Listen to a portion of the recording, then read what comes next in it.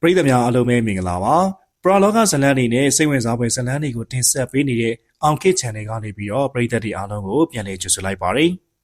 ဒီကနေ့မှာကျွန်တော်တို့ရဲ့ channel လေးကနေတင်ဆက်ပေးသွားမယ့်ဇလန်လေးကတော့စာရေးသူမအူစာရေးသားထားတဲ့အောက်လန်းဆိုတဲ့ဇလန်လေးရဲ့စသိမ်းပိုင်းကိုတင်ဆက်ပေးသွားမှာပဲဖြစ်ပါတယ်တင်ဆက်မှုလေးကိုမစခင်မှာပရိသတ်တွေကကျွန်တော်တို့ရဲ့ channel လေးကို like and subscribe လုပ်ထားပြီးတော့တင်သမျှတွေကိုသိနိုင်အောင်လို့ဘေးနားက notification ဘဲလေးကိုလည်းနှိပ်ထားပေးကြပါအောင်ဗျဒီဇလန်လေးကိုတင်ဆက်ပေးသွားမယ့်သူကတော့ကျွန်တော်ကိုခန့်မယ်ဖြစ်ပါတယ်ကဲဒါဆိုရင်တော့တင်ဆက်မှုလေးကိုစလိုက်ကြရအောင်ဗျရွှေပုံစံတရားဝင်းရီကိုပြန်ပို့ပြီးအိမ်ပြန်ရောက်တဲ့ချိန်စိတ်ထဲမတင်မကြသည်ဖြစ်နေမိတယ်တချိန်ကျရင်မိန်းကလေးဟာအဖော်ဝံပါပဲကျုပ်စီလုံးဝရောက်လာရလိမ့်မယ်အဲ့ဒါမင်းမှတ်ထားပါဆရာကြီးဆိုင်းစီရဲ့စကားကသူမနားတဲ့ပဲတင်ထက်တယ်လို့ကြားနေရတယ်။သူမဟာအိယာပေါ်ပြစ်လဲချလိုက်ရင်ဘာဖြစ်တာလဲ။ဆရာကြီးရဲ့စကားငါနားရမထွက်ဘူး။ငါလိုခေပညာတတ်နိုင်ငံတကာခြေချနေတဲ့မိန်းမဘေးတင်တွေအကြမ်းမြင်တွေကိုလက်ခံနိုင်ကြအကြောင်းမရှိဘူး။ဒါဘာလို့များဆရာကြီးကသူ့စီတယောက်တည်းလာရအောင်မယ်လို့ပြောပါလေ။အဲ့လိုတွေးလိုက်မိပါရီ။အတွင်းထဲသူမမိကနဲ့အိပ်ပျော်သွားတယ်။ဒီအချိန်မှာပဲတကားခောက်တန်ကိုကြားလိုက်ရတယ်။မမတကားခောက်တန်ကြောင့်သူမနိုးသွားရပြီဘယ်သူလဲဝင်ခဲ့ရတယ်အဲ့လိုဖြစ်ရင်အိယာတက်ကနေလူလဲထားလိုက်ပါရီတကားတွန်းဖွင့်တန်တဲ့သူမျက်နှာတစ်ခုကိုမြင်လိုက်ရတာကြောင့်ရွှေဘုံဆန်းရဲ့မျက်နှာတင်းပါသွားတယ်အောက်ထပ်မှာထမင်းစားဖို့အတွက်မမကိုအားလုံးစောင့်နေကြတယ်မမလာခဲ့ပါနော်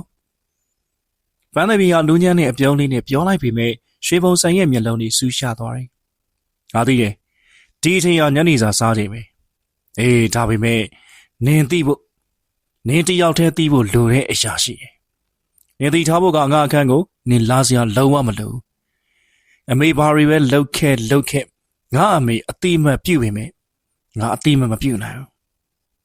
ဒီနေ့အစားပြီးငါမပြောဘဲနဲ့ငါအခန်းရှိခြေဦးမလဲနဲ့ဖမ်းသပြေမှတ်ထားစမ်းရွှေဘုံဆိုင်ရဲ့လက်ညှိုးကောင်းကောင်းထုံးရပြောလိုက်တဲ့စကားခြာကနေလဲထွက်သွားတဲ့ပြည့်မှုကြောင့်ပန်းသပြေကအကြီးကျယ်အံ့ဩသွားရသလိုဝမ်းထဲစိတ်တွေလှိုက်တက်သွားတယ်။ဘာမြင်မော်လိမ့်ကြလာတဲ့မျက်ရည်စာကိုတုံးလိုက်ရင်းနဲ့တို့မမငါ့ကိုတောသူမှမလို့လက်မခံနိုင်တာပဲဖြစ်ရမယ်။သူဘာပဲဖြစ်ငါယောက်ျားရဲ့အမကြီးဆုံးဟာငါရဲ့အမပါပဲ။ငါတီးခံနိုင်ရမှာပေါ့။ငါရဲ့တီးခံစိတ်ကိုသူစမ်းသက်တာလည်းဖြစ်နိုင်တယ်။အဲ့လိုတွေးလိုက်မိတယ်။ဒါကြောင့်အောက်ထပ်ကိုပြန်ဆင်းခဲ့မိပါရီ။အိမ်သားအားလုံးစုံနေတဲ့ထမင်းဝိုင်းလေကားပေါ်ကနေဆင်းလာတဲ့သူကိုရွှေမိုးရံကမြင်သွားပြီးတော့အမကိုထမင်းစားဖို့တွားခေါ်ခိုင်းတာခေါ်ခိုင်းတဲ့သူရဲ့အရင်အခေါ်ခံရတဲ့သူကရောက်နေပြီ။မိုက်စာနေပြီပန်းရဲ့အမြန်လာကွာ။ယောက်ျားဖြစ်သူစကားကြောင့်သူမထမင်းဝိုင်းရှိရာကတ်တုတ်တုတ်ရှောက်ခဲ့ပါရီ။ရွှေမိုးရံရဲ့နှစ်ဘေးမှာဝင်ထိုင်ပြီးတော့စွန်းခရင်ကိုကောက်ကန်လိုက်တယ်။ရွှေမိုးရံကတွက်လက်စွာပဲသူမပကံနဲ့ဟင်းခတ်ပြီးထည့်ပေးဖို့ပြင်လိုက်တယ်။ရွှေမိုးရံနေဘာလုပ်တာလဲ။အမေရှိတော့ကငါတို့အားလုံးအမေပကံနဲ့ဟင်းကိုဦးချပြီးမှစားခဲ့ကြတယ်။အခုအမေမရှိတော့တဲ့အတွက်အိမ်တော်ဦးစီးရဲ့နေအောင်နေမိသွားလာမောင်လေး။ရွှေဘုံဆိုင်ရဲ့စူးစိုက်ကြည့်ပြီးပြောလိုက်တဲ့စကားကြောင့်ရွှေမိုးရံရဲ့လက်တွန့်သွားတယ်။ Sorry မငါမသွားတယ်။အခုချိန်မှာငါတို့ညီကိုတွေအတွက်နေကအိမ်တော်ဦးစီးပါ။ငါနေကိုပဲဦးချမှာပေါ့။ရွှေမိုးရံကရွှေဘုံဆိုင်ရဲ့ပကံနဲ့ဟင်းကိုဦးချလိုက်ပါရီ။ပန်းသပီးနဲ့ရွှေဘုံဆန်အကြည့်ချင်းစုံသွားတယ်လို့ရွှေဘုံဆန်ရဲ့မျက်နှာမှာတော့နှကန်းတွန့်ယုံလေးပြုံးလိုက်ပါရီ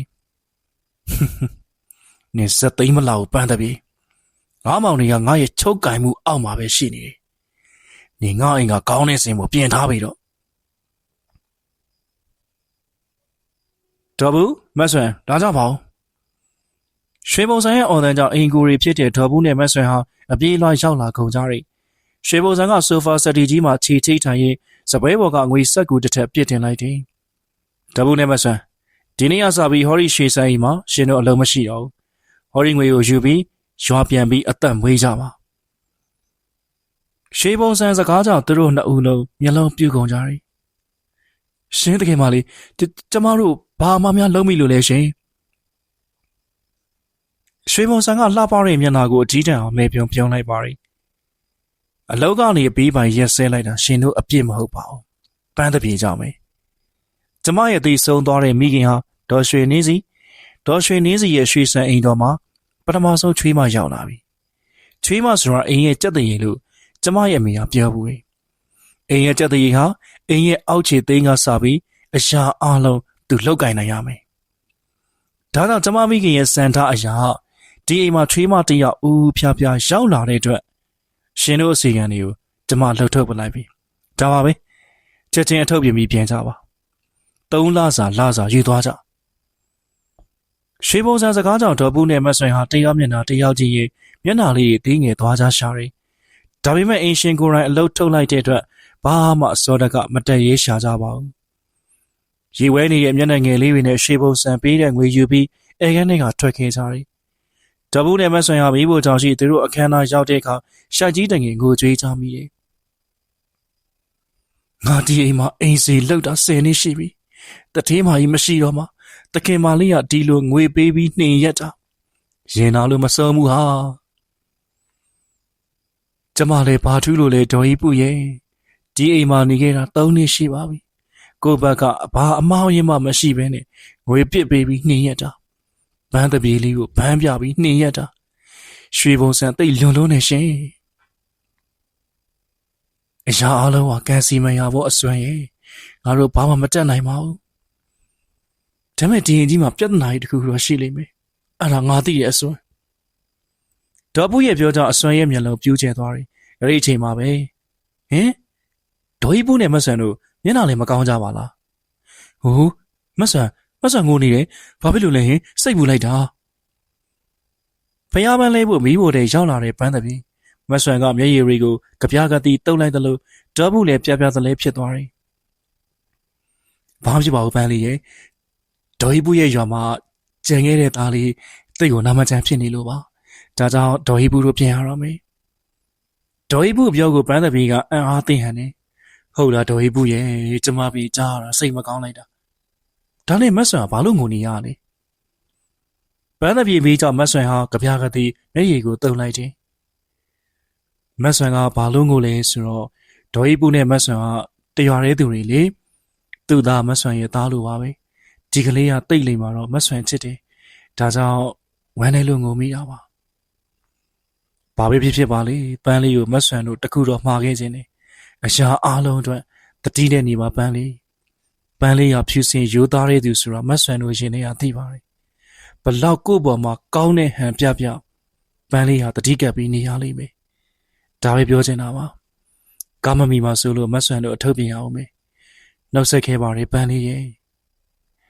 မတ်ဆွန်ရဲ့စကားကြောင့်ပန်းသပီးကပုံမအံ့အားသင့်သွားပြီးရှင်ကနေဖြစ်သွားတယ်။ဒေါ်ဘူးနဲ့မတ်ဆွန်ကတော့ခန်းထဲဝင်ပြီးသူတို့ပစ္စည်းတွေကိုတင်ဆေးလိုက်ပါတယ်။ညရောက်တဲ့ကရွှေဘုံစံကမောင်နှမ2 ယောက်ကိုအဲခန်းထဲခေါ်လိုက်တယ်။ဘာဖြစ်လို့လဲမ။ငါအင်တာနက်သုံးနေတာဘာရီများရေးကြည့်နေလဲ။ရွှေမိုးရံကရီလို့ပြောလိုက်တယ်လို့ရွှေမင်းခံကပါ။အေးဟာငါလည်းကောင်းမလေးနဲ့ဖုန်းချိန်ထားတာမြန်ပြောမ။ရှင်ဘုံစံကနိုးနေအောင်ဆိုဖာကြီးမှာခြေချိတ်ထိုင်ရင်မောင်နေရဲ့မျက်နှာကိုတအူးချင်းစီဆေးဆေးကြည့်လိုက်တယ်။အခုဟောရီအင်ကြီးမှာအမေမရှိတော့အမေမရှိပေမဲ့အမေရဲ့ဖြစ်ချင်တဲ့ဆန္ဒ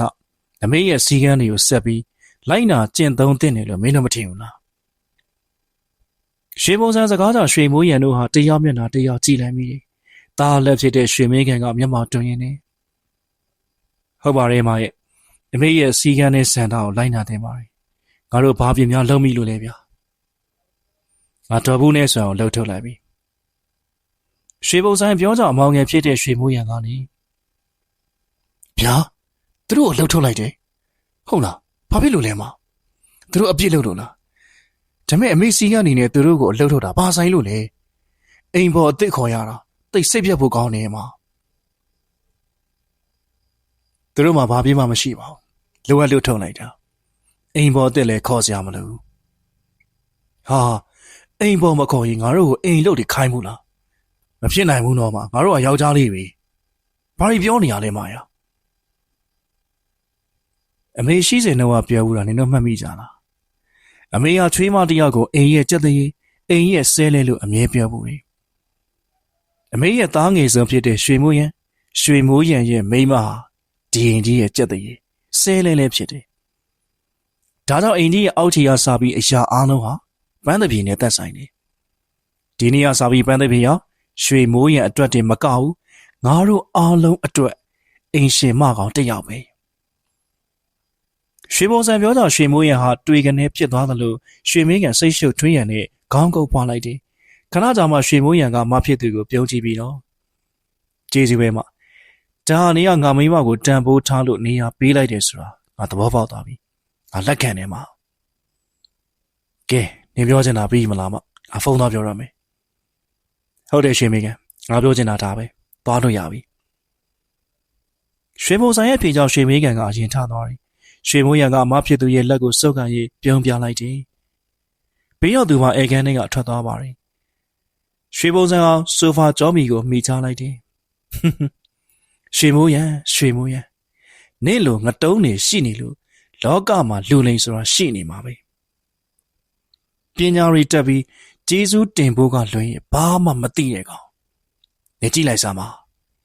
ရွှေပုံစံလိုတိတ်ထက်မြက်တဲ့မိမတောသူမှနေမရအောင်ဘလို့ကန်ချမလဲဆိုတာတောသူမှလက်ထဲရောက်သွားတဲ့ပိုင်ဆိုင်မှုအားလုံးမကြခင်ငါလက်ထဲရောက်စီရမယ်ရွှေပုံစံရဲ့ကောင်းမှုကြောင့်ပန်းသည်ပြေရောက်အိမ်ရဲ့အောက်ခြေသိန်းကစမိဖို့ဆောင်ကိစ္စအားလုံးတာဝန်ယူလိုက်ရတယ်မနက်စာစားချိန်မှာတော့ရွှေပုံစံတို့မောင်နှမ3ယောက်ဟာပန်းသည်ပြေစီစဉ်ပေးထားတဲ့မနက်စာကိုစားတော့ဖို့ထမင်းစပွဲမှာဝင်ထိုင်လိုက်တယ်စပွဲပေါ်ရှိစားတော့ဖွင့်ရတွေကိုကြည့်ပြီးတော့ဒါပါရီလေးပန်းသည်ပြေ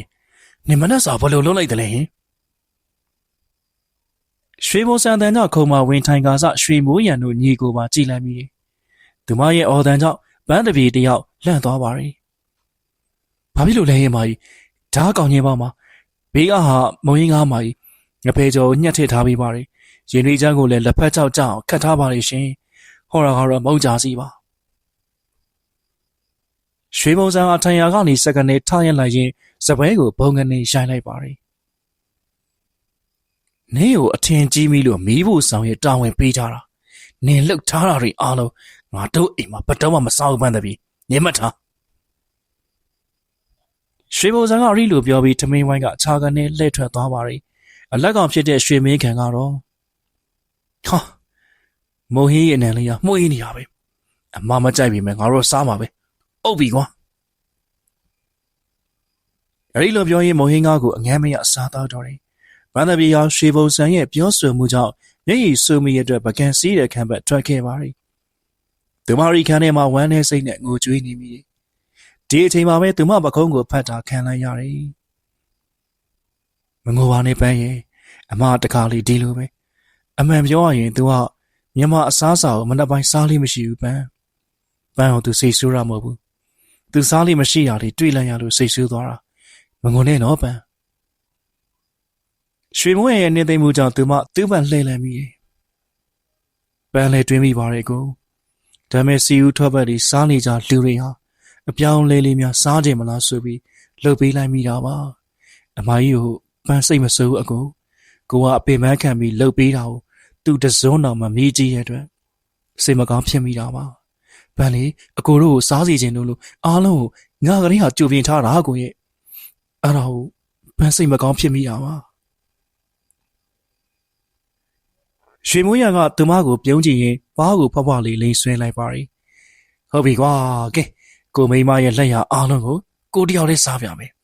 ဘိုက်ကြီးပေါက်ရင်ပေါက်ထွက်သွားပါစေဟုတ်ပြီလားစိတ်မကောင်းဖြစ်နေရောနော်ညတကောင်ရဲ့အချိန်ရွှေမိုးရံနဲ့ပန်းတပီတို့ရဲ့အိမ်တကားကြွေကနေပွင့်သွားတယ်မိဘေဘီအိတ်ကြတာကြောင့်အခန်းထဲမှောင်မဲနေပြီမဲ့အခန်းပြင်မှာတော့မီးအောင်မှိတ်မိတ်လေးလင်းနေတယ်အပြင်က၄ယောက်နဲ့တူဟာသွားတဲ့တကားမှာလူရိတ်တစ်ခုလှစ်ကနေဝင်လာတယ်။တနေ့ကအိမ်လှုပ်ရတဲ့အတွက်ဗန်းတပြေအိမ်မောကြနေတယ်လို့ရွှေမိုးရံဟာလည်းကုမ္ပဏီမှာပင်ပန်းတဲ့အတွက်နှိမ့်ချိုက်စွာအိမ်မောကြနေတယ်။အဲဒီလူကြီးကရွှေမိုးရံတို့ရဲ့ကတင်ချီရင်တစ်ဖက်မှာရှိတဲ့စားကြည့်စပွဲစီချင်းကပ်သွားပါရီ။အဲဒီသူရဲ့လက်ထဲမှာကင်လာတဲ့အဝိဆအုပ်ထားတဲ့ဓမီနဲ့စပွဲရဲ့အန်ဆွဲတွေကိုဖွင့်ပြီးမှွေနောက်ရှာဖွေတော့တယ်။အန်ဆွဲတွေကိုမှွေနောက်ရှာဖွေပြီးသူ့လိုချင်တာမတွေ့ရတဲ့အတွက်ရိသူကအောက်ဆုံးအန်ဆွဲကိုပိတ်ပြီးကျုပ်ကနေဆက်တုပ်လိုက်ပါရီအန်ဆွဲပိတ်တန်ကျေသွားတဲ့အတွက်ပန်းတပီဟာအင်းကနေရေရိုးတန်တဲ့တူမျက်လုံးပွင့်သွားရီတခါကြီးဟာနေပါလားဟမ်စပွဲနားမှာလူတယောက်အကုန်းပြီးတော့ဘာလုပ်နေပါလဲ အဲ့လိုတွေးနေတူဘာတူလဲအဲ့ဒီမှာဘာတူရှိနေရလဲသူမရဲ့တန်ကြောင်ရီလူကြီးဟာထိုင်ရာကချပြီးခတ်တဲ့သို့ပြေးထွက်သွားပါတယ်အကိုထပါဦးဘာလဲပန်းရအေးချင်နေထကိုအခန်းထဲလူဝင်လာတယ်ရွှေမိုးရံမျက်လုံးပွင့်သွားပြီးငေါက်ကနေထထိုင်လိုက်ပါတယ်ဘာလူဝင်နေဟုတ်လားတခိုးဝင်လေအပြင်ကဟာရီပဲခိုးမှာပေါ့ကိုတို့အိတ်ခံမှာဘာမှမရှိတဲ့ဟောင်းမတည်ဘူးကိုပန်းမြင်တာတော့စာကြီးစပွဲရှိမှကုန်းနေရပဲအခုအပြင်ထွက်ကြည့်တဲ့နေပန်းတပီရဲ့ပြောကြောင်ရွှေမိုးရံကအိတ်ရဘော်ကဆင်းရင်အခန်းပြင်ဘက်ကိုထွက်သွားပါတယ်ရွှေမိုးရံဟာညာအိတ်ဝစ်စုံကြီးနဲ့အိမ်ရနှက်လိုက်ရှာကြည့်တယ်ဒါပေမဲ့ဘယ်လူစိမ့်မှမတွေ့ရဘူးရွှေပုံဆိုင်ရဲ့အခန်းရှိရောက်တဲ့ကတကားပွင့်လာပြီးတော့ရွှေမိုးရံဒီအချိန်ကြီးငါအခန်းရှိဘာလုပ်နေရလဲမသိပါဘူးမယာပန်းလေအခန်းထဲတခိုးဝင်နေဆိုလို့ငါထွက်ရှာတာဘာမှလည်းမတွေ့ဘူးငါမောင်ရင်ပန်းကအိမ်မက်တာလေးဖြစ်မှာပါနေစဉ်းစားကြည့်လေငါတို့ချန်စီရောကညဆိုလျှက်စစ်တန်လွတ်ထားတာပဲဘယ်တကူကချန်တာကန့်ရဲပါမလဲသူရောင်တာမဟုတ်ရင်အိမ်မက်ပဲဖြစ်မယ်ဒါပြန်ရေးကြည့်ဟုတ်တာပဲလျှက်စစ်လွတ်ထားတဲ့ချန်အုပ်တတိုင်းကိုဘယ်တကူမှကတ်လို့မရအောင်ဘာကွာအေးပြောင်လုပ်တယ်ပန်းတပီတယောက်ညနေစာအတွက်ချက်ပြုတ်နေစဉ်သူမနာကိုရွှေပုံစံတယောက်ရောက်လာပြီးတော့နေဘလို့လှုပ်လိုက်တာလေတော့သူမဒါငါ့ကိုတက်မဲ့လှုပ်ချလိုက်တာမလားဟမ်ရှေးမကြီးပန်းဘာလို့မိလို့လဲဒီမှာကြည်စမ်းငါအင်းကြီးမှာစွန့်ပေးနေတယ်ဒါနဲ့အပေါ်စားအင်းကြီးတွေမှာရှော့စက်တဲ့ရောထိုင်ပြီးရှော့လို့စွန့်သွားရတာပဲ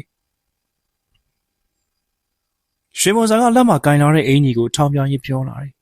အပြင်ရွာအင်းကြီးမှာပန်းရကွက်ကြီးကြောင့်ပန်းတပီမျက်လုံးပြူးသွားရှာတယ်။သူမရွှေပုံစံအတွက်အမားတစ်ခုကျူးလွန်မိပြီမဟုတ်ပါလား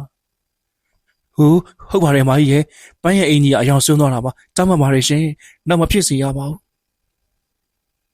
သူမအလင်းမြန်တောင်းပန်လိုက်ပြီမယ်။တောင်းပန်ယုံနဲ့ငါအင်းကြီးအကောင်းမဖြစ်ဘူးတော်သူမ။ငါအင်းကြီးတစ်ထည်9000လောက်တန်နေ။ပန်းနဲ့ဝယ်ထားတဲ့ဟာရဲ့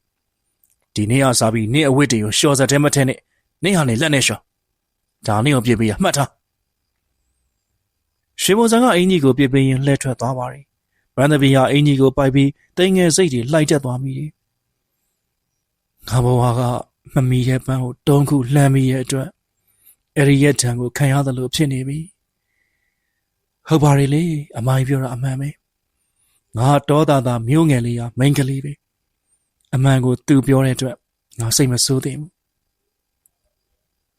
သူမရီလိုဖြစ်တွင်းအလုပ်ကိုဆက်လုပ်နေမိတယ်။ဟင်းချင်ရင်သူမကောင်းနဲ့တရေရေမူလာတယ်။ဓာတ်တောင်နဲ့ထင်းကိုလက်နဲ့ထောင်ရင်ဖိနှိပ်လိုက်မိတယ်။အလုပ်တွေတိတ်ပင်ပန်းလို့တင်နေ။ငါကောင်းနေတိတ်မူနေပြီ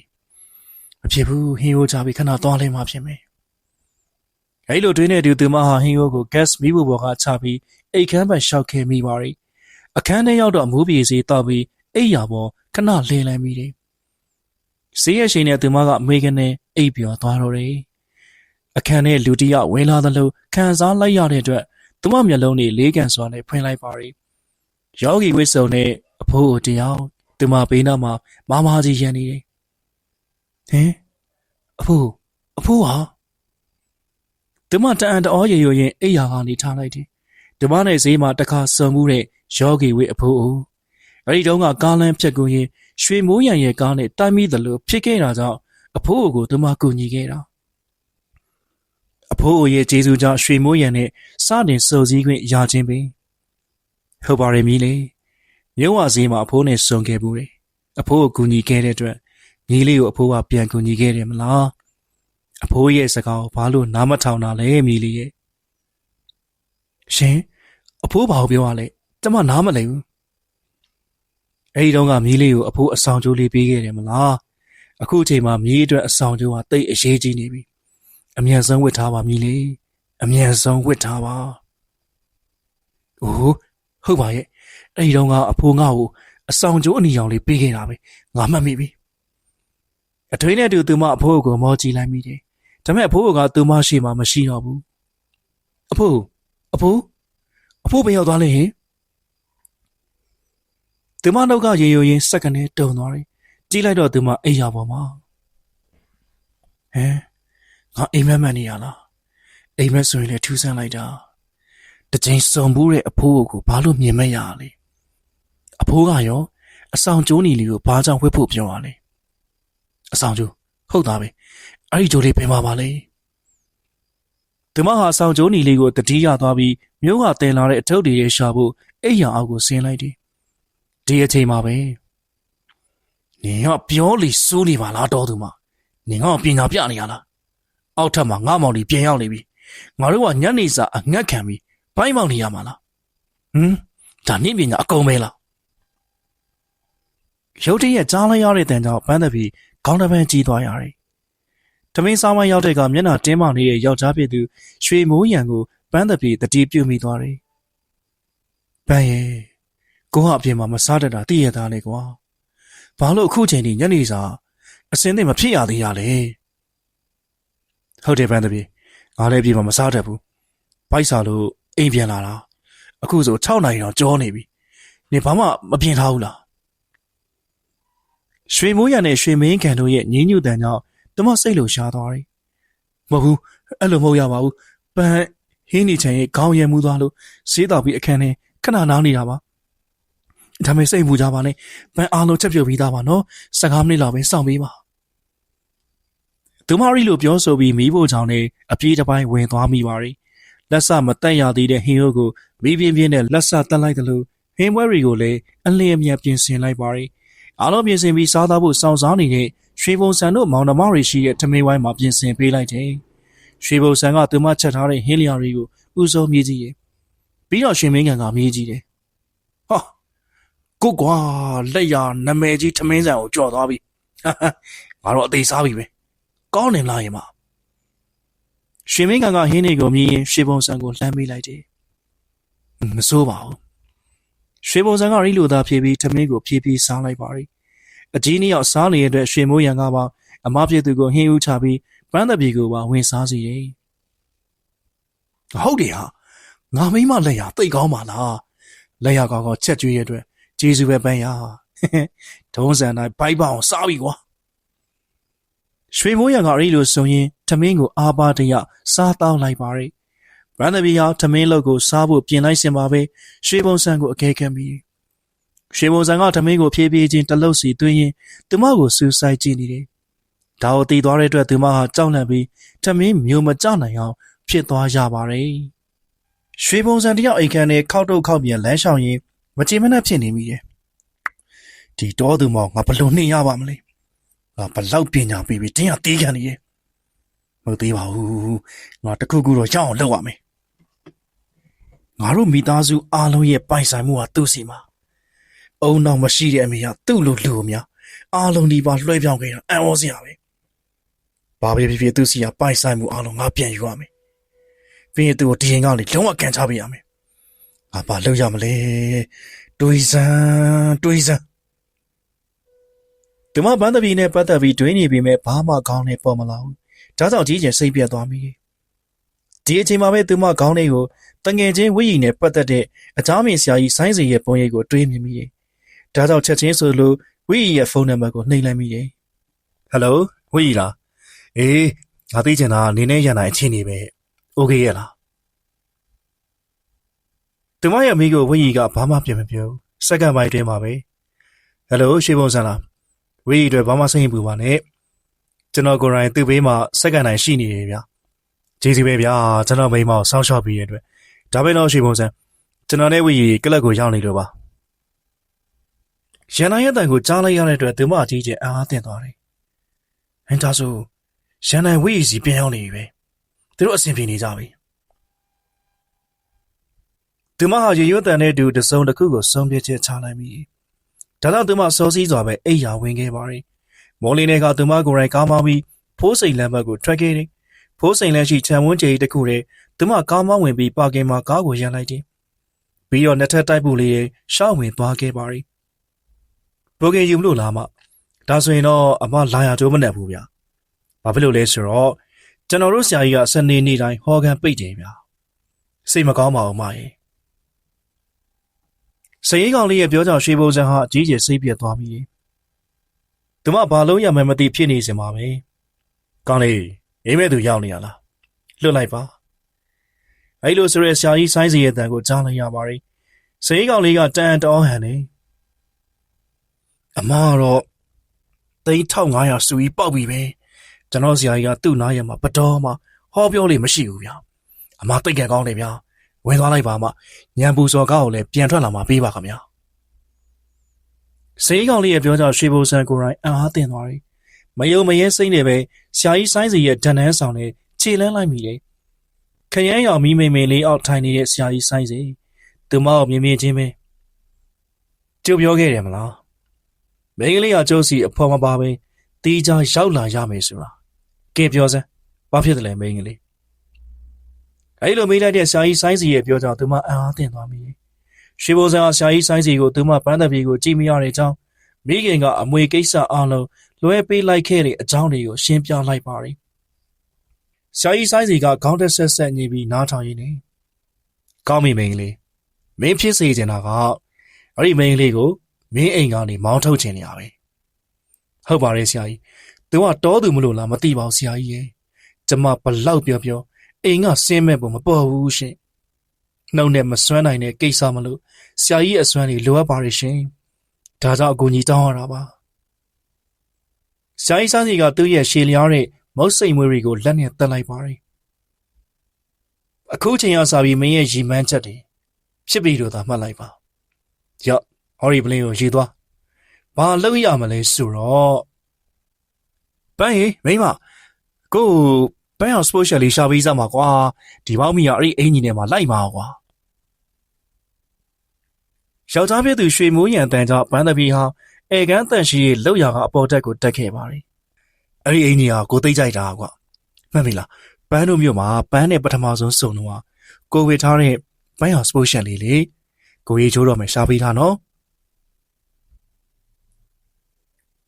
ရွှေမိုးရံကအဲ့ဒီလိုပြောဆိုပြီးရေချိုးခန်းနဲ့အလင်းစလိုဝင်သွားပါတယ်ဗန်ဒဘီဟာသူမတို့မျိုးရဲ့ဈေးလမ်းမကြီးမှာရွှေမိုးရံနဲ့အစတွေ့ခဲ့ပုံကိုပြန်တွေးမိပါတယ်ခက်တာပဲအိမ်တော်ကသူကကားပေါ်မှာငါသူ့မျက်နှာကိုပဲတတိထားမိလိုက်တာ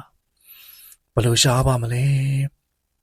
အတွင်းနဲ့တူရီဖြစ်ဖြစ်ကိုတတိရမိသွားပါတယ်ဓမ္မအာယုံနဲ့ယောဂီဝေအဖိုးအိုရဲ့ပုံရိပ်ကိုမြင်ရောက်မိသလိုတနေ့ကအိမ်မက်လိုအရာကိုလည်းပြန်မြင်ရောက်လိုက်မိတယ်ဟုတ်တာပဲယောဂီဝေတဲ့အဖိုးပေးတဲ့အဆောင်ကျိုးငါရှာရအောင်မယ်ဘယ်နာသိမိပါလဲအိမ်ကနေဒီကိုပါလာတာတော့သိကြတယ်ဟုတ်တယ်ငါအဆောင်ကျုံးနေလေးရှာအောင်မယ်ဒီမဟာရီလိုတွေးမိပြီးယောက်ျားဖြစ်သူရှာခိုင်းတဲ့အင်ကြီးလေးကိုအရင်ဆုံးရှာဖွေလိုက်ပါရီ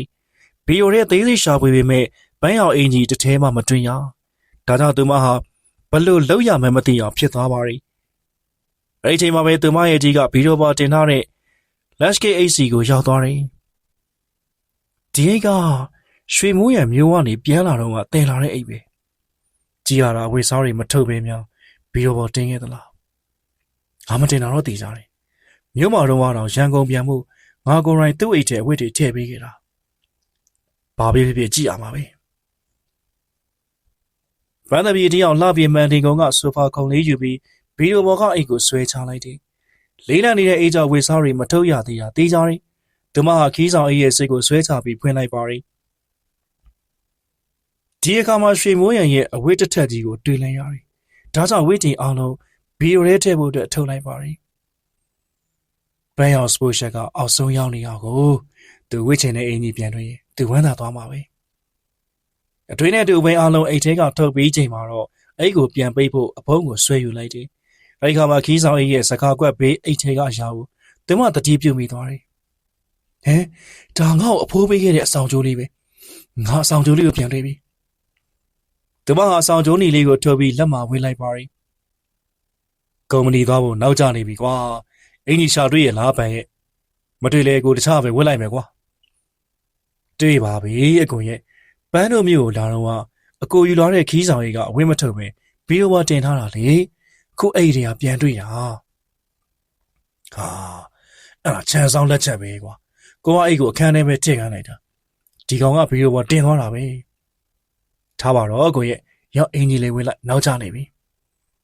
ဟုတ်တယ်ဗန်ရဲ့ ဒီနေ့ကုမ္ပဏီမှာမီတင်ရှိတယ်ကိုနောက်ကြောက်လို့မကောင်းဘူးကွာနိုင်ပေးအောင်ပန်းသမီးကစပွဲပေါ်တင်ထားတဲ့နိုင်နဲ့ဟန်ဖုန်းကိုသွားယူပြီးပေးလိုက်တယ်โอเคပန်းလေးဝိုင်းကူလို့ပြီးသွားပြီပေါ့ပြီနော်ပန်းဘိုင်းရှင်မိုးရံကနှုတ်ဆက်ရင်အခန်းမကိုရှောင်သွားတယ်အခန်းမရောက်တော့မှအခြေစုံရက်သွားပြီးတော့မေ့တော့မလို့ကွာအဲ့လိုချင်းနောက်ပြန်ရှောင်လာတယ်ပန်းသမီးရဲ့လက်ကိုဆွဲယူပြီးပေါ့လေးနမ်းရှမ်းလိုက်တယ်ဒါသူအလုတ်သွားကနေတိုင်းလုံနေကြအစင်လာပင်ဟမ်ပန်းလက်ကဘာကြိုးလေးလေအရင်ကမရှိပါဘူးဘာမဟုတ်ပါဘူးကိုကန်ကောင်းစီမဲ့အဆောင်ကြိုးလေးပါပန်းတို့နှစ်ယောက်လုံးတော့ပေါ့ပန်းသမီးရွှေဘုံဆိုင်ရတန်ကြောင့်အေကန်းရှိကော်စောရီကိုဆက်နေဖုံဆုပ်နေတဲ့ပန်းသမီးစက်ကနေတုံသွားရတယ်ရှင်းပါကြီးပန်းကိုဘာများခိုင်းကြရှိလို့လဲဟင်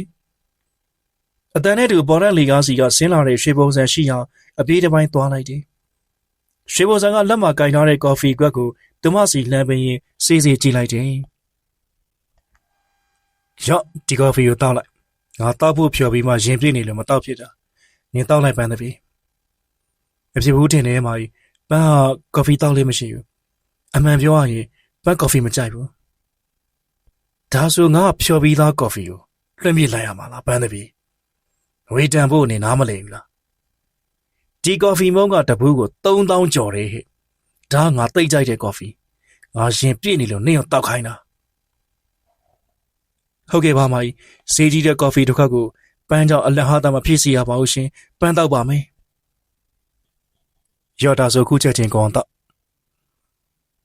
ရှီဘုံစံထိုးပေးတဲ့ကော်ဖီကကိုလှမ်းယူတဲ့သူမှလက်တွေတစ်ဆက်ဆက်တုံနေမိပါရီကော်ဖီမကြိုက်တဲ့သူမှမျက်လုံးကိုစုံမိပြီးတရှိန်တို့မောချလိုက်ရပါတယ်တိတ်ကောင်းတယ်ပန်းသမီးနင်တောက်လိုက်တဲ့ကော်ဖီထဲမှာဆရာကြီးရဲ့ဆေးပြမုံတွေပါနေတယ်ဒီချင်းအားစပြီးနင်ရဲ့ကန်စမာတွေပြောင်းလဲသွားပြီပန်းသမီးဟာကုံသွားတဲ့ကော်ဖီခွက်ကရင်မီးဖို့ကြောင်နဲ့ဝင်ခဲ့ပါတယ်ဘေးစင်မှာကော်ဖီခွက်ကိုစီးရင်းနေခေါင်းထဲကမူလိုက်တာသူမလက်ထင်ကိုလက်နဲ့ဖိရင်ဘလို့မှမခံနိုင်အောင်မူးနှောင်းနေပါရီခေါင်းထဲမူးဝင်မှုနဲ့တူမျက်လုံးတွေမှာပြာဝင်လာပြီးကျမ်းပေါ်ပြစ်လဲကျသွားတော့တယ်အလောက်ကပြန်လာတဲ့ရွှေမိုးရဟာမူးလဲနေတဲ့သူမကိုမြင်တွေ့သွားတယ်ဟင်ပန်း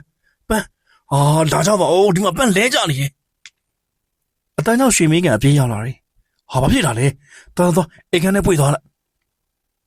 ရွှေမိုးရကပန်းသမီးကိုပွေးချပြီးအိတ်ခမ်းလေးကိုခေါ်သွားလိုက်တယ်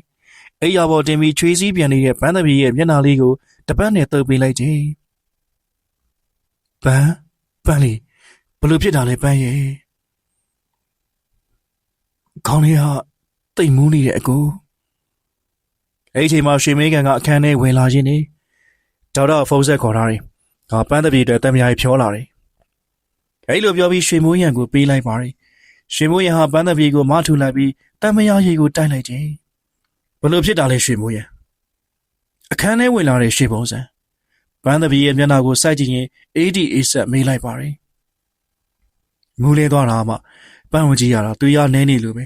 လက်တွေလည်းဖြူဖက်နေတယ်ဆရာဝန်ခေါ်ထားတယ်မလားတိတ်လဲစိတ်ပူပါနဲ့ရွှေဘုံစံကရီလိုပြောလိုက်စင်မှာပဲဆရာဝန်ရောက်လာတယ်ဆရာဝန်ကပန်းသမီးကိုစမ်းသပ်ကြည့်ရှုပြီးနောက် pressure လာကြနေတယ်ဗျတွေ့ချင်ရမယ်ဒီတော့ကျွန်တော်ရေးပေးလိုက်တဲ့အတိုင်းအမြဲဆုံးစီးဝယ်ပေးပါ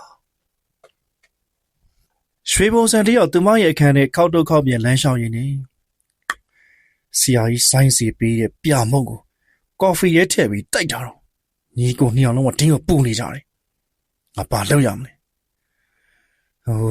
ရှုပ်ပါလေ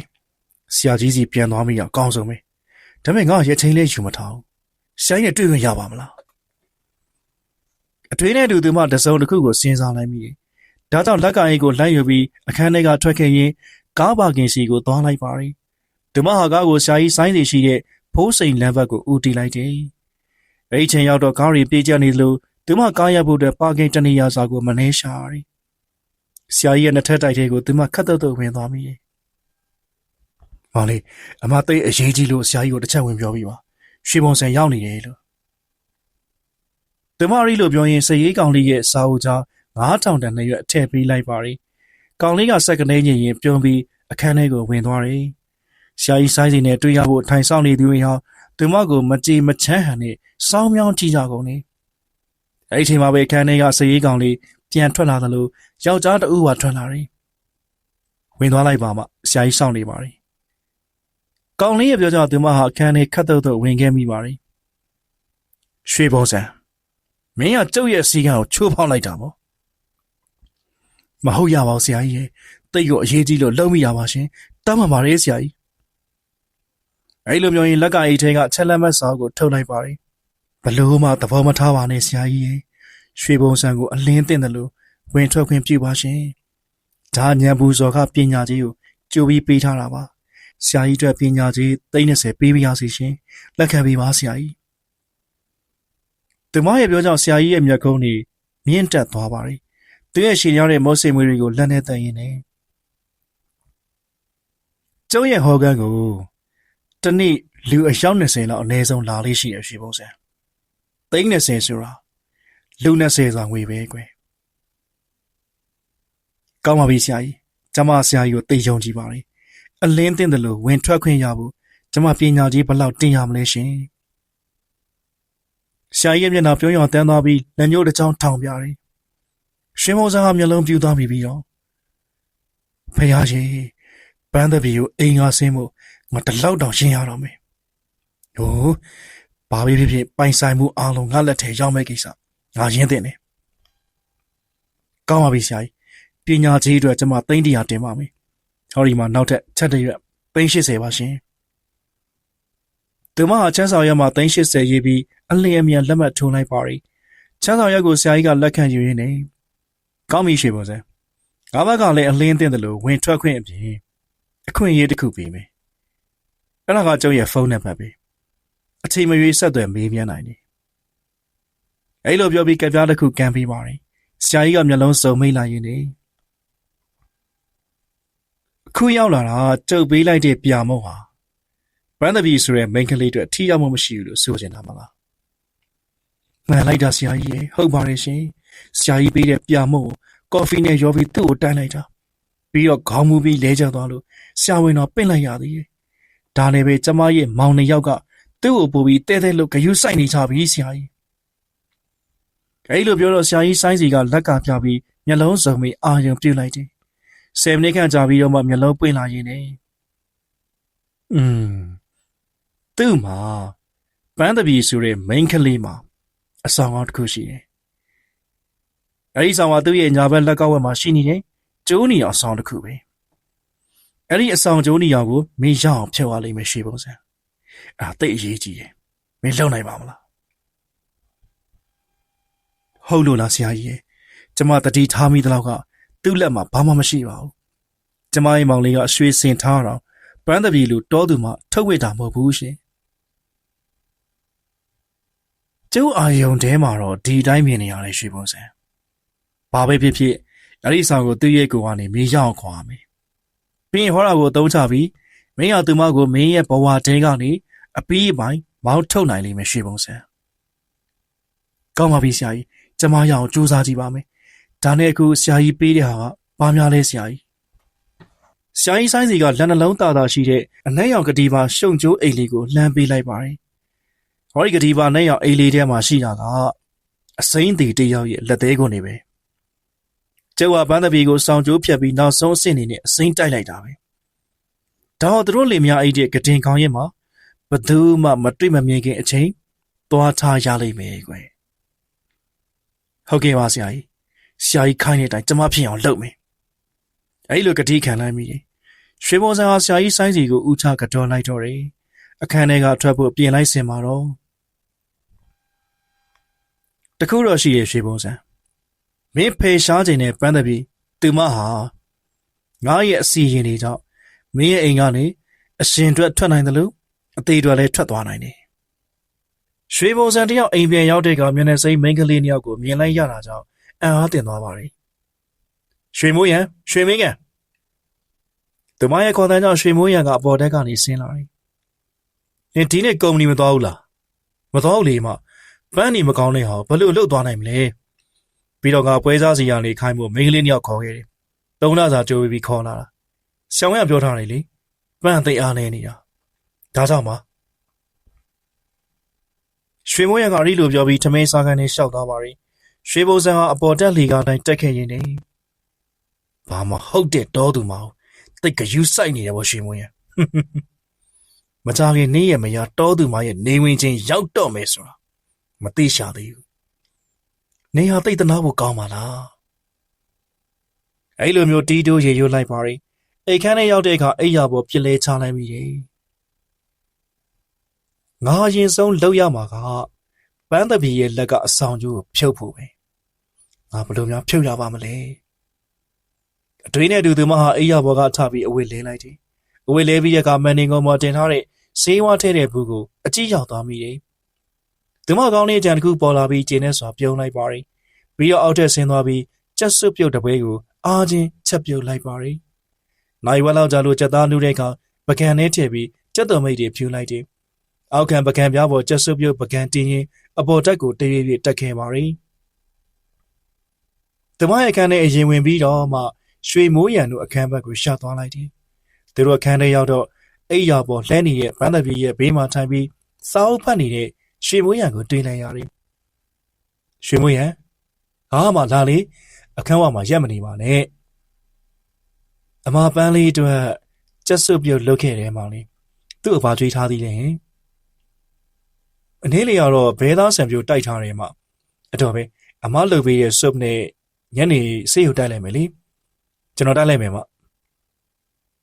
အမကိုတခုခုညီပေးပါလားအမ6လောက်နာပြီးအပြင်မထွက်ချင်လို့စိန်ပွဲစားအန်တီနွဲ့ရင်သွားပြီးပစ္စည်းယူလာပေးပါလားဟင်ဒီညနေလာရီမယ်လို့အမပြောထားမိလို့ဘန်အတွက်စိတ်ရင်ပူပါနဲ့ငါကိုယ်တိုင်တိုက်လိုက်ပါမယ်စီးရီရောပေါ့အဲ့လိုပြောလိုက်ပြီးရွှေမိုးရံရဲ့မျက်နှာကိုအကဲခန့်လိုက်တယ်โอเคရရလေးမ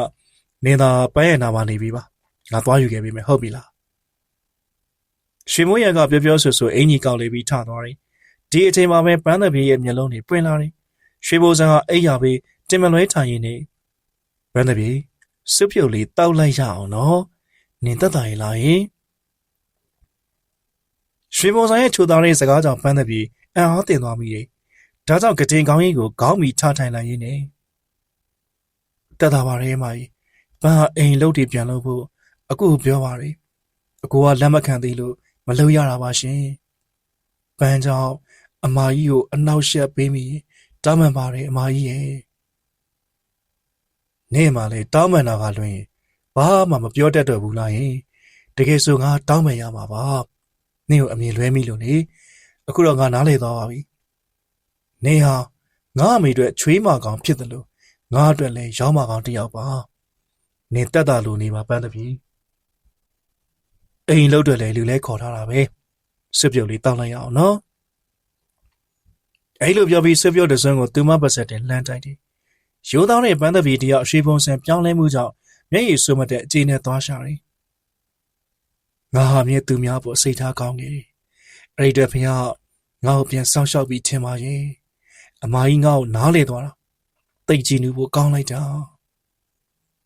ပန်းတပြီအဲ့လိုတွေးလိုက်မိပါတယ်အမကြီးတမျိုးတော့မထင်ပါနဲ့နော်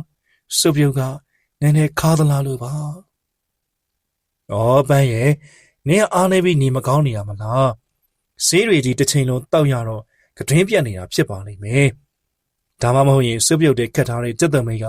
အရင်းနေပါနေလို့ခါရလည်းဖြစ်နိုင်ပါတယ်နေမတောက်ချင်တော့လို့လားယင်မဟုတ်ပါဘူးအမကြီးရဲ့ပန်းစွပ်ပြုတ်ကိုကောတောက်ပါမယ်ဒီစွပ်ပြုတ်ထဲမှာအမကြီးရွှေပေါ်ဆန်းရဲ့မေတ္တာတရားတွေပါနေတာပဲရှင်ပန်းသမီးရဲ့စကားကြောင့်ရွှေပုံဆန်းဟာအတိတ်ပဲပါစွာပြုံးလိုက်ပါရီစိတ်ထဲမှာတော့မေတ္တာတရားမဟုတ်ဘူးတော်သူမကြီးအဲ့ဒီစွပ်ပြုတ်ထဲမှာငါအိတ်ဆေးခတ်ထားတာနင်းကိုကောင်းကောင်းပညာစပြပြီဆိုတော့တည်ထားလိုက်စမ်းပါအိတ်ချင်လိုက်တာမကြီးရဲ့ပန်းမျက်လုံးလေးလေးလာတယ်ရှင်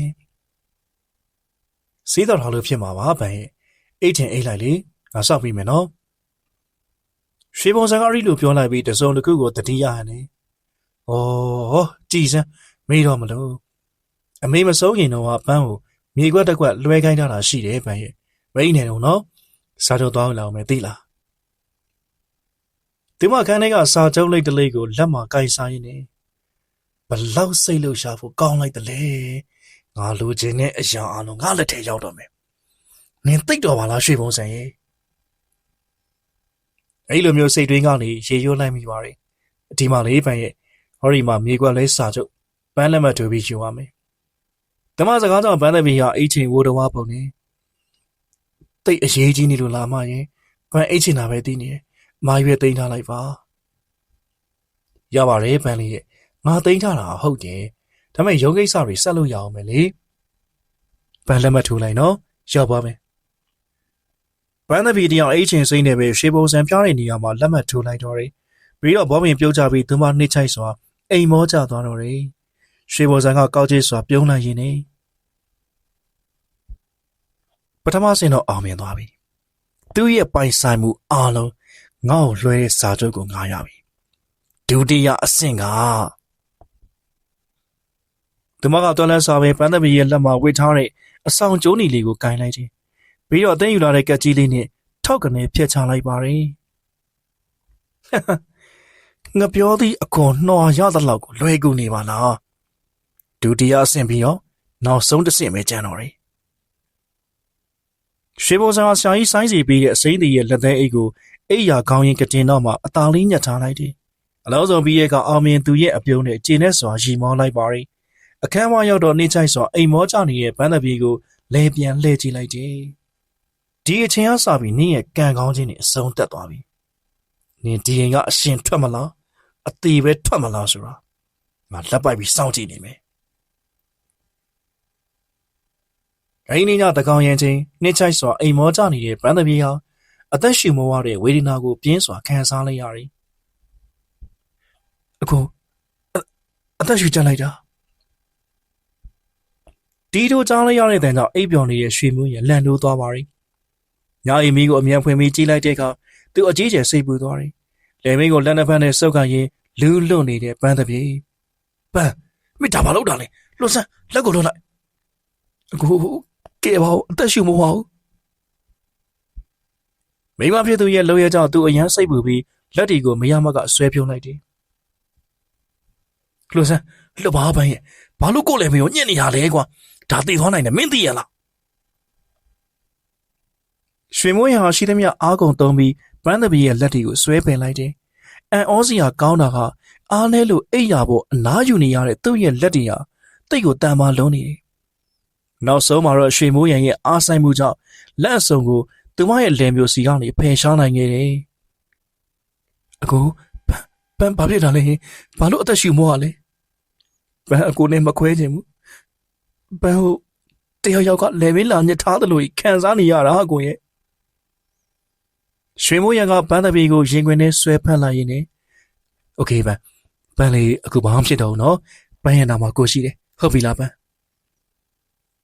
ရိပ်ဖြစ်ကိုဟာနေတဲ့အခန်းတကားကနေချောင်းမြောင်းကြည့်ရှုနေတဲ့ရွှေဘုံစံတယောက်သူမကြီးနဲ့အာရစွာပြောင်းလိုက်တယ်ကောင်းလိုက်တဲ့စကွန့်စက်သိမ်းမှုပဲကြံတော့တယ်ဆရာကြီးရဲ့အစိမ့်သေးကကောင်းကောင်းအစွမ်းပြနေပြီအမနင်ဒီကန်းရှိမှာဘာလုပ်နေရလဲဟာနောက်ကရောက်လာပြီးမေးလိုက်တဲ့အလက်ကောင်ရွှေမင်းကန်ရဲ့အတန်ကြောင့်သူမဆက်ကနေတုံသွားရတယ်ဘာမှမလုပ်ဘူးရွှေမင်းကန်ခုနကဒီကန်းလေးကနေအော်ဟစ်တန်လေးကြားလိုက်လို့ငါရောက်လာတာငါတို့ကမေးလိုက်မယ်ဟာရွှေဘုံစံကတွက်လဲ sorry လို့ပြောရင်အပြေးလွှားတဲ့ဟန်နဲ့ဝင်သွားပါရီရွှေမိုးရင်နင်တို့ဘာဖြစ်ကြလဲအတန်လေးကြားလို့ငါတို့လာကြည့်တာရွှေမိုးရံကပန်းသမီးကိုလက်မောင်းပေါ်တင်အိတ်နေရကနေဘာမဟုတ်တော့ဘူးမနင်တို့လည်းတော့ပြီးစိတ်ပူသွားတဲ့အတွက်ငါတောင်းပန်ပါတယ်ပန်းဟာသွေးရနေနေရလေဟာဒါကြောင့်သွေးလေးခြောက်ချပြီးသူချောင်းပြီးတော့អော်တာပါဘာဖြစ်ဘူးနင်တို့ပြန်ရေးလိုက်ပါဟုတ်ပြီလားနောက်တနေ့နေ့လည်ခင်းအချိန်ရွှေမိုးရံတယောက်ပန်းသမီးစားသားဖို့အတွက်မိဘကန်တွေကိုယ်တိုင်ပြင်ဆင်နေခြင်းအားကနေငယ်တဲ့မောင်អော်လိုက်တဲ့အတန်ကြီးကြောင့်ဟာဒါပန်းရတဲ့မယ်ဘာဖြစ်တာလဲနှုတ်ကရေရင်စားစရာထင်ထားတဲ့လင်မန်းကိုလွတ်ချလိုက်ပြီးရွှေမွေးဟာပေါ်တက်ကိုအသေးအံပြေးလွှာတက်သွားလိုက်ပါရီအခန်းထဲရောက်လို့မြင်လိုက်ရတဲ့ရာဟာဗန်ဒဘီယာရှိသမျှပစ္စည်းအားလုံးနဲ့အခန်းနဲ့သွေးယူသွေးတန်းဟန်နဲ့ပြစ်ပေါင်းနေတယ်ဒီအတွက်သူအကြီးကျယ်ဆွေးသွားပြီးတော့ပန်းဘာလုပ်နေရလဲဘာဖြစ်နေရလဲပန်းရေ အဲ့လိုအော်ရင်သူမကိုဆွဲဖက်ရင်တားဆီးလိုက်တယ်ပန်းသပြေဟာနေရန်ကိုလက်ညှိုးထိုးရင်အသိစိတ်ကင်းမဲ့သူနဲ့ဟိုမမြင်ဘူးလားညနာမှာတွေးနေမိမတူတက်ဖို့လာနေကြောက်တယ်မလားနဲ့တတိထားစမ်းမှာပန်းရဲ့အခန်းထဲမှာကိုရိုနီယောက်ကလွဲပြီးဘယ်သူမှမရှိပါဘူးကွာဘာဖြစ်နေရလဲပန်းရရွှေမိုးရကပန်းသပြေကိုရင်ခွင်နဲ့ဆွဲဖက်ရင်တွတ်ပြောလိုက်တယ်အတန်ကြာမှသူမငြိမ်ကြသွားပြီးအိပ်ပျော်သွားရှာတယ်ရွှေမိုးရဟာပန်းသပြေရဲ့မျက်နှာကိုချစ်မြတ်နိုးစွာငေးဆိုင်ကြည့်လိုက်မိတယ်ပန်းရဲ့မင်းမူးလဲပြီးတဲ့ဘာတွေဖြစ်နေရလဲကွာကိုတော့တကယ်ကိုဘာမှနားမလည်နိုင်တော့ဘာပဲဖြစ်ပါကိုမင်းကိုသိချစ်တဲ့ပန်းရဲ့မင်းအယူလိုဖြစ်နေတဲ့ကိစ္စတွေအမြန်အဆုံးသတ်ပါစေလို့ကိုဆုတောင်းမိရဲ့ကွာရွှေမိုးရဟာမိန်းမဖြစ်သူရဲ့နှစ်ပူးဆက်ရှိစံစားတွေကိုတတ်တင်ပေးရင်ငိုတန်ကြီးနဲ့ရေရွံလိုက်ရှာတယ်မိခင်ဖြစ်သူဒေါ်ရွှေနေစီရဲ့စိတ်ဆန္ဒအရသူတို့လက်ထပ်ခဲ့ပေမဲ့မိခင်အိမ်မရောက်ခင်တည်းကသူတို့ကစုံစည်းခဲ့ခြင်းပင်ဒါရွှေမိုးရကဖျားပေးတဲ့ဆုလက်တစ်ခုလိုခံယူထားခဲ့တယ်မိဘပေးစားလို့ယူခဲ့ရပေမဲ့ကံကောင်းထောက်မစွာပဲသူကိုယ်တိုင်ရောပန်းသပြေကိုနိုင်ကပါတဦးကိုတဦးသိချစ်ခဲ့ကြတယ်တကယ်လို့ပန်းသပြေသားတစုံတစ်ခုဖြစ်ခဲ့ရင်ဆိုတဲ့တွင်းဟာသူ့ကိုလုံးဝလက်မခံနိုင်ဘူးပန်းသပြေဘာတွေဖြစ်နေလဲဆိုတာတွေးမရနိုင်ပေမဲ့သူကိုယ်တိုင်အပြေမထုတ်ပေးနိုင်တဲ့ဘဝဒါကြောင့်မိန်းမဖြစ်သူကိုဖန်ရင်မျက်ရည်ပေါက်ကြောင်ငိုလိုက်မိတယ်အကိုလေးရှင်အောက်ထပ်မှာမမကြီးခေါ်နေပါလေရှင်ဘယ်အချိန်ကလေးကရောက်လာမှမသိတဲ့အင်ကူမိန်းကလေးအတန်ကြောင့်ရွှေမိုးရဟောင်းမျက်ရည်စာကိုအလင်းမြန်တုံးလိုက်မိတယ်အေးငါခုလာခဲ့မယ်နေသွားတော့ကောင်မလေးကရီလိုပြောပြီးအိမ်မောကျနေတဲ့ပန်းသပြေကိုစောင်းချုံပေးလိုက်ပါတယ်ပြီးတော့လေးကန်တဲ့ခြေလမ်းနဲ့အောက်ထက်စီကိုဆင်းခဲ့မိတယ်အဲခန်းရှိဆိုဖာစတီမှာခြေချိတ်ထိုင်နေတဲ့ရွှေဘုံစံကသူ့ကိုစိုက်ကြည့်နေရွှေမိုးရံနေကုမ္ပဏီကိုမသွားတာရပ်ပါမနေတော့ဟုတ်တယ်မငါမသွားတာတစ်ပတ်လောက်ရှိနေပြီဟာဒီလိုလုပ်လို့ဖြစ်မလားရွှေမိုးရံအိမ်မှာဘာပဲဖြစ်နေပါစေငါတို့သူများထက်တောင်ထမင်းစားနိုင်တာကုမ္ပဏီကအကျိုးမြတ်ပဲအခုကုမ္ပဏီမှာဘာတွေဖြစ်နေလဲနင်သိရလားငါအမေရဲ့စန္ဒရကုမ္ပဏီရဲ့ကိစ္စအားလုံးကိုနင့်ကိုလွှဲပေးခဲ့တာဒီအတိုင်းသာဆက်သွားရင်ကုမ္ပဏီကိုဘယ်လိုရှေ့ဆက်မလဲရွှေမိုးရံငါတို့မောင်နှမတွေစားနေတဲ့ထမင်းလုပ်ကိုပြောက်အောင်ညမလုပ်ပါနဲ့ဟာရွှေဘုံစံစကားတွေကြောင့်ရွှေမိုးရံဟာအကြီးအကျယ်ပောက်ကွဲသွားပါတယ်နေဘယ်လိုပြောလိုက်တာလဲမယောက်ျားတစ်ယောက်ရဲ့ဘဝဟာသူ့ရဲ့အင်ရှင်မဖြစ်တယ်လို့မိန်းမတစ်ယောက်ရဲ့ဘဝကလည်းသူ့ရဲ့အားပေးပေါ်ယောက်ျားပဲမှာငါမိန်းမကျမ်းမာကြီးမကောင်းတဲ့ချိန်မှာသူ့ထက်ပိုပြီးငါပေါ့ဂရုစိုက်ရမှာလေရတယ်မခုချိန်မှာငါဘာမှမတွေးချင်ဘူးမလှုပ်ချင်ဘူးဒီတော့မရငါ့ကိုလွှဲပေးခဲ့ရင်ငါနေ့ကိုပြန်ပြီး General ပေါင်းမှာပြန်လွှဲပေးလိုက်မယ်ဒီအချိန်အစပြီးကုမ္ပဏီဟာငါနဲ့ဘာမှမသက်ဆိုင်ဘူးနေမင်းအားလုံးကိုက်တွေလိုက်ပါရွှေဘုံဆိုင်ရဲ့မျက်နှာဟာရေတီပန်းနဲ့လန်းသွားပြီးတော့โอเคလေနေရွေးရဲ့လမ်းပဲရွှေမိုးရရော့ဒီမှာ General ပါဝါနေလှုပ်ချင်တယ်လို့သာလှုပ်ပြီးတော့ရွှေမိုးရဟာအမဖြစ်သူကမ်းပြီးရဲ့ General ပါဝါကိုလက်မှတ်ရေးထိုးလိုက်ပါတယ်ငါဘဝပန်းသပြေပဲမှာနင်ကအပြူကြီးဆိုတော့ဒါကိုဘယ်ခံစားနိုင်ပါမလဲငါဒီလမ်းကိုကျေနဲ့စွာရွေးတယ်မှာရွှေမိုးရကရီလိုဆိုရင်ပေါ်တက်စီကိုပြန်တက်သွားပါတယ်ရွှေဘုံစံကလက်ခုပ်ကိုတီးခတ်လိုက်ရင်းနဲ့ကျေနဲ့တယ်ရွှေမိုးရတကယ်ဆိုနင်တို့ညီကိုနဲ့ငါဟာဖအေးတူမအေးခွဲမောင်နှမတွေပါငါရှိရေးအတွက်နင်တို့အားလုံးကိုငါပထုတ်နိုင်ခဲ့ပြီတိတ်တော်တဲ့ရွှေဘုံစံပဲ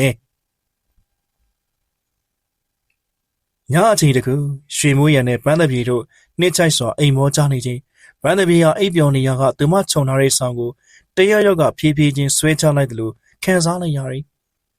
သူမဟာကိုကလွတ်သွားတဲ့ဆောင်ကိုပြန်ဆွဲယူလိုက်ပြီးမြဲပြန်ပြီးဆောင်ဆွဲချတယ်လို့ကြီးခံစားနေရတယ်ဒါကြောင့်သူမရဲ့မျက်လုံးတွေပွင့်သွားပြီးကြည့်လိုက်မိတယ်သွေးတွေစွန်းပင်နေတဲ့အဖြူရောင်အဝတ်နဲ့မိန်းမတစ်ယောက်ဖိုးရုပ်ဖိုင်ရာကျနေတဲ့သပင်တွေကြားကသွေးလိမ့်လိမ့်ပေနေတဲ့မျက်နှာကြီးပန်းသပြေဟာအတန်မထွက်နိုင်အောင်ကြောက်ရွံ့သွားရတယ်လာစမ်းငါစီလာခဲ့စမ်းအဲ့လိုပဲတင်ထက်တန်လို့ကြောက်မက်ချောက်ချားပွဲအတန်ကြီးဟမ်မဟုတ်မလောက် ပန်းသပီးကခေါင်းကိုတက်တက်ခေါအောင်ရမ်းလိုက်ရင်ရေရွတ်လိုက်ပါရီ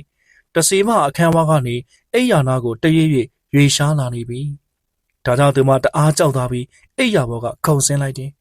ဒီအချိန်မှာပဲတစီမရဲ့မျက်နှာကြီးကသူ့ရှိကိုဘွားကနေပေါ်လာတယ်ဟာပန်းဘာဖြစ်လာလဲပန်းဘယ်သားမလို့လဲမပြည့်နဲ့လေကွာလန်နိုးသွားတဲ့ရွှေမိုးရံတယောက်အခန်းထဲကပြေးထွက်သွားတဲ့ပန်းသပီနောက်ကိုထားလိုက်ခဲ့မိတယ်ဒီအချိန်မှာပဲပန်းသပီကတစီမနောက်ကလိုက်လာတဲ့အတွက်သွေးယူသွေးတန်းပြေးလွှားနေမိတယ်သူမကပြေးလွှားရင်းအပေါ်တက်လာသာစာဘက်ကိုရောက်သွားတယ်တစီမကလည်းမလုံမရှက်ရွေရှားတဲ့ပုံစံကြီးနဲ့နောက်ကနေလိုက်ပါလာတယ်ရွှေမိုးရံရောတအိမ်သားလုံးသူမအတွက်စိုးရိမ်စိမ်နဲ့နောက်ကနေပြေးလိုက်ခဲ့ကြတယ်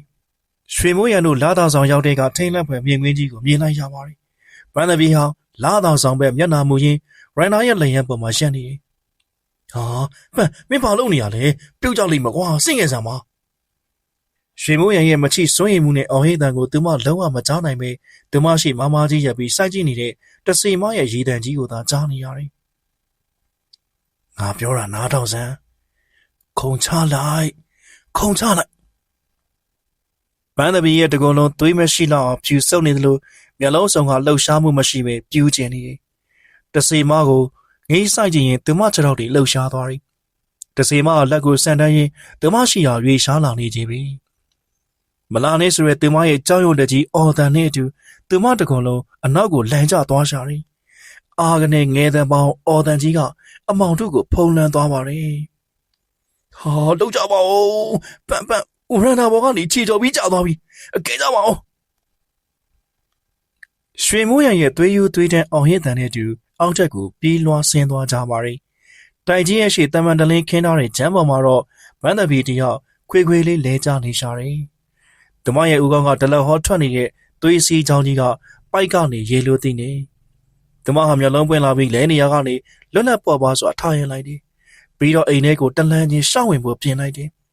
အဲဒီချိန်မှာပဲအင်ကြီးရဲ့တကားဝုန်းကနေစောင့်ဝင်သွားပြီးရွှေမင်းကန်တို့ညီအကိုနဲ့သူမမျက်နှာချင်းဆိုင်တွေ့လိုက်ရတယ်ဒါပေမဲ့သူမကိုကြော်လွန်ပြီးပြေးထွက်သွားကြတယ်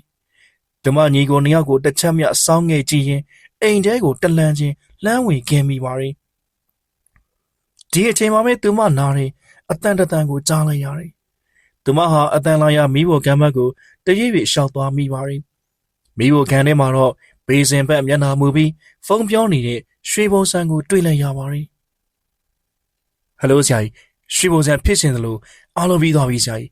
ပန်းသပီကိုဆရာကြီးရဲ့အောက်လန်းကြီးနဲ့ဒီရင်ကြီးကနေအသေးထွက်မောင်းထုတ်နိုင်ခဲ့ပြီကျမသိပြောတဲ့ဆရာကြီးကျမရဲ့မိတွေးမသိရင်ကပန်းသပီကိုလွှဲခဲ့တဲ့ပိုင်ဆိုင်မှုအားလုံးကျမလက်ထဲပြန်ရလိုက်ပြီဆရာကြီးရဲ့ကျေးဇူးကိုဘလို့ဆက်ရမှန်းတော့မသိပါဘူးရှင်ဆရာကြီးရဲ့အစိမ့်တရေအစွမ်းဟာတကယ်ထိရောက်ပါတယ်ဒါကိုနှမ်းပြီးတော့အကြောင်းကြားပေးရပါရှင်ဒါပဲနော်ဆရာကြီးရွှေဘုံဆိုင်ရဲ့စကားတွေကိုနားနေဆက်ဆက်ကြားလိုက်ရတဲ့သူမှမျက်လုံးအိမ်ကနေမျက်ရည်တွေပေါက်ပေါက်ကျလာတယ်ရွှေဘုံဆိုင်ကနောက်ကိုစက်ကနေလေပြီးပတ်ဝန်းကျင်ကိုအကဲခန်းလိုက်တယ်ပြီးတော့ခတ်တုတ်အမူအရာနဲ့မိဖို့ခန်းကနေထွက်ဖို့ပြင်လိုက်တယ်ဓမ္မရှိရဦးတီလောင်နေတဲ့အတွက်အခန်းဝါကနေရှောင်ပြီးဖို့ကြိုးစားလိုက်ပေမဲ့ရွှေဘုံဆိုင်ကသူမကိုယ်တွေဖောက်ဝင်ပြီးအဲကန်းဘက်ကိုထွက်သွားတော့တယ်ပန်းသပီဟာကြေကွဲဝမ်းနည်းမှုမျက်ဝန်းနဲ့ရွှေဘုံဆိုင်ရဲ့ကြောပင်ကိုငေးကြည့်ရင်အပေါ်တက်ကိုတရွေ့ရွေ့တက်သွားပါတယ်ရွှေမိုးရံနဲ့ပန်းသပီတို့ရဲ့အိတ်ခမ်းသူမအိတ်ခမ်းနဲ့တရွေ့ရွေ့ရှောက်သွားပြီးရင်အိယာကောင်းရင်နယံစီရောက်တဲ့ကခြေစုံရက်သွားပြီပြီးတော့သူမရဲ့ဦးခေါင်းကဒစိမ့်စိတ်ထွက်နေတဲ့သွေးနဲ့ရေးချင်းလိုက်တော့တယ်ပြီးတဲ့အခါသူမဟာအိတ်ခမ်းထဲကနေတရွေ့ရွေ့ရှောက်ရင်ထွက်ခွာသွားတော့တယ်အဲ့ချိန်ခြံထဲမှာတော့ဖြစ်ရလေးပန်းရဲ့မိဘာကြောင့်အခုလိုလှုပ်ရလဲဆိုတာကိုလုံးဝနားမလည်နိုင်တော့ဘူးကွာမိဘာလို့အခုလိုထားရခဲ့ရတာလဲကိုဘလို့ဖြစ်ရမလဲပန်းရဲ့ရွှေမိုးရဟာတက်ကင်းမဲ့နေတဲ့ပန်းသပီရဲ့ကိုပွေးဖက်ရင်ယူမတက်ငိုကြွေးနေရှာတယ်ဒီအချိန်မှာပဲစင်းုံကားတစ်စီးဟာအုံဟောတန်ပေးရင်သူတို့ခြံကြီးတွေကိုမောင်းဝင်လာတယ်ကိုပြောပါအောင်ပန်းရဲ့မိဘာကြောင့်ဒီလိုလှုပ်ရလဲမထားခဲ့ပါနဲ့ပန်းရဲ့ပန်းကိုမထားခဲ့ပါနဲ့ကွာရွှေမိုးရဲ့ကြေကွဲစွာရေယိုရင်ငိုရှိုက်တန်ကြီးကကြားရသူပေါင်းဝမ်းနဲ့ပွေကောင်းလောက်အောင်လိုက်တက်နေရှာတယ် အကယ်၍ရွှေမိုးရင်တယောက်သူသိကျင်တဲ့အဖြေသာတီးခွင့်ရသွားရင်ပန်းသပီးနဲ့ပတ်သက်တဲ့အမှန်တရားတစ်ခုကိုသာမြင်တွေ့သွားခဲ့ရင်အဲ့ဒီဖြေအားလုံးကအင်ကြီးရဲ့အပေါ်ထက်သူတို့လင်မယားရဲ့အိတ်ခမ်းထဲမှာပဲရှိနေခဲ့ပါရီအဖြူရောင်နေရဘောကသွေးနဲ့ရေးထားတဲ့စာတန်းကြီးကတော့ရွှေဘုံစံပရိသတ်များခင်ဗျာအခုတင်ဆက်ပေးခဲ့တဲ့ဇာတ်လမ်းလေးကတော့စာရေးသူမတ်အိုစာရေးသားထားတဲ့အောက်လန်းဆိုတဲ့ဇာတ်လမ်းလေးရဲ့စက်သိမ်းပိုင်းပဲဖြစ်ပါတယ်။နားဆင်ပေးခဲ့ကြတဲ့ပရိသတ်တဦးတယောက်ချင်းစီကိုလည်းအထူးပင်ကျေးဇူးတင်ရှိပါတယ်ဗျ။ပရိသတ်တွေကဒီလိုမျိုးစိတ်ဝင်စားစရာကောင်းတဲ့ဇာတ်လမ်းလေးတွေကိုနားဆင်ကြနေဆိုရင်တော့ကျွန်တော်တို့ရဲ့ channel လေးကို like and subscribe လုပ်ခဲ့ပြီးတော့ဘေးနားမှာရှိတဲ့ notification ဘဲလေးကိုလည်းနှိပ်ထားပေးခဲ့ကြပါအောင်ဗျ။ဒီဇာတ်လမ်းလေးကိုတင်ဆက်ပေးခဲ့တဲ့သူကတော့ကျွန်တော်ကိုခန့်မေဖြစ်ပါတယ်ခင်ဗျာ။